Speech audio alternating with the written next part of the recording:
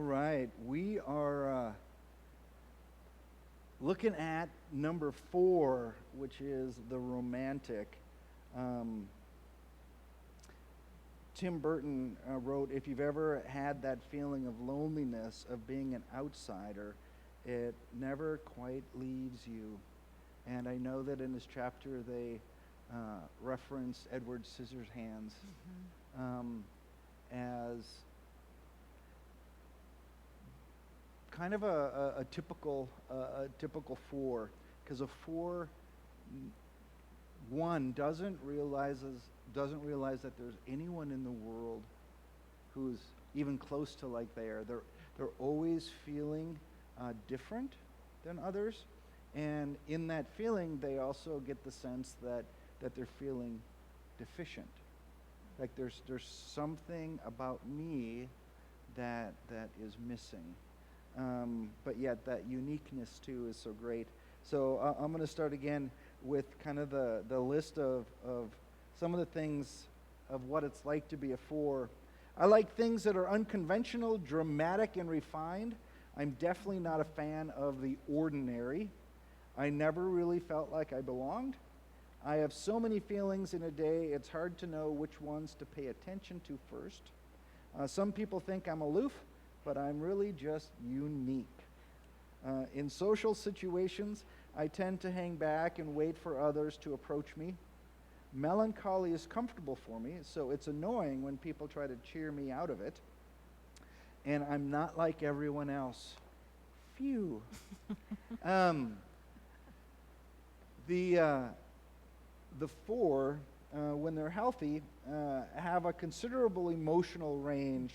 They manage it by not speaking or acting on every feeling they have, because if they did, we would be overwhelmed with what's coming at us. Average 4s struggle daily with learning to accept themselves as they are. Such efforts are complicated as they seek their identity by exaggerating their uniqueness. Unhealthy 4s tend to be a little manipulative.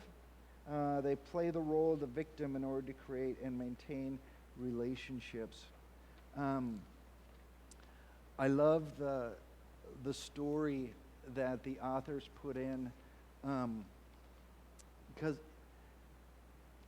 of an example of a 4, because it is that person that you know that they're eccentric in who they are, and yet they crave relationship like we all do,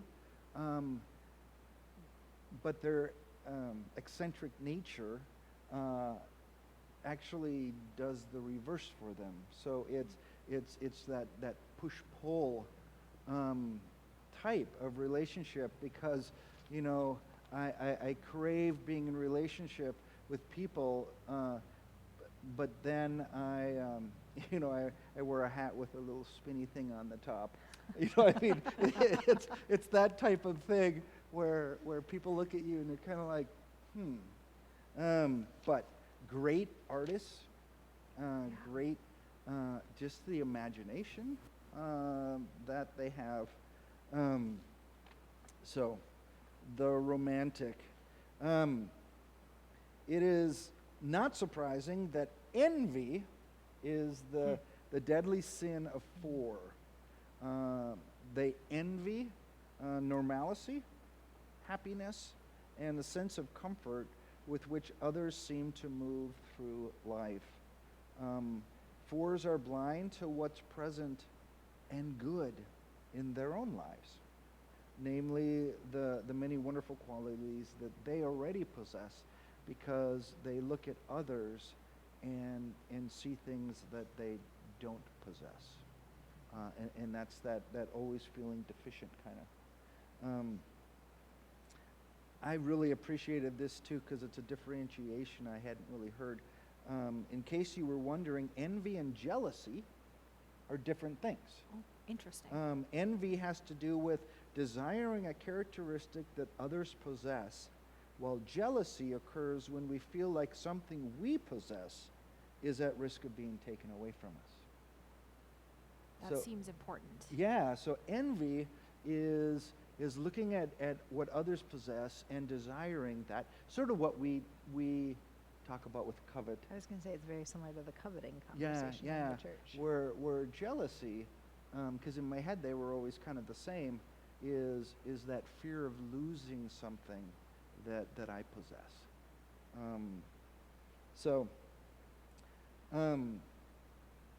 Don't, however, mistake melancholy for depression in a 4.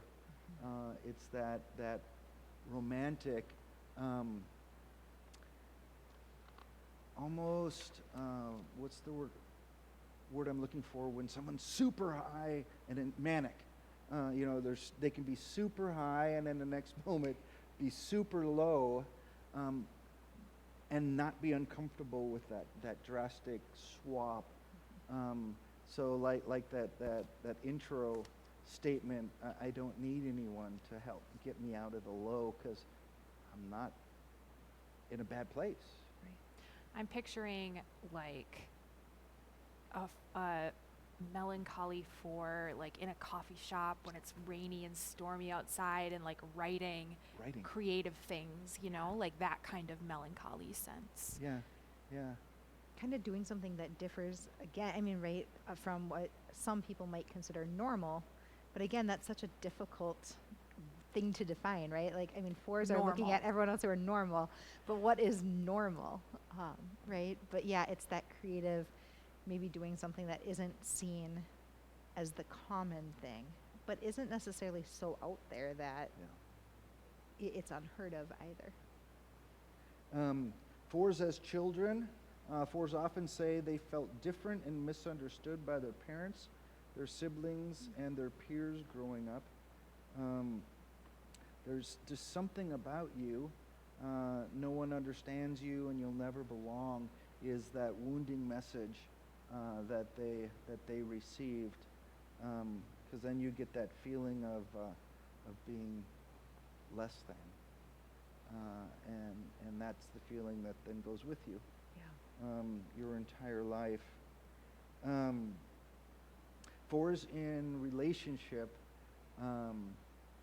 can be tricky because of that whole push-pull nature, where I said the guy with the little wing thing on their hat, when they're trying to be accepted by their peers and yet they seem so outrageous,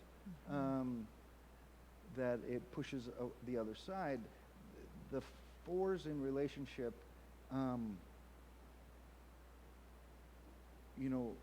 bring people close, and then they start to worry about the closeness, and it might change my uniqueness, and so all of a sudden they're pushing them back, but then they start to worry about losing the other person, and so they pull them in, and it's that push and that pull and that push and that pull, kind of throughout the relationship. And if you understand what's going on, then the person that you love, you can make sense of it. But if it's not really understood, there's where your isolation can happen, and you just don't quite find it. It makes me wonder about some of those earlier relationships where it seemed, right, where someone all of a sudden just kind of drops you and you're like, did I do something wrong? Like, what's going on? And then all of a sudden, maybe a week later, it's like, oh, things have returned to normal. Right? It's like these yo-yo relationships that you're like, okay, but if you don't know that they're going to come back, that it's walking this balance, it can feel very rejecting to be the friend of a 4 or on the other side of being a 4 too, I would think. They're hardworking, generous, and of course marvelously creative in who they are. So many of your natural artistic folks kind of find themselves in this place. They kind of identified Prince as one in this chapter, which Minnesota boy, right? Like, gotta go there. Yep. So their wings, 4 with a 3 wing.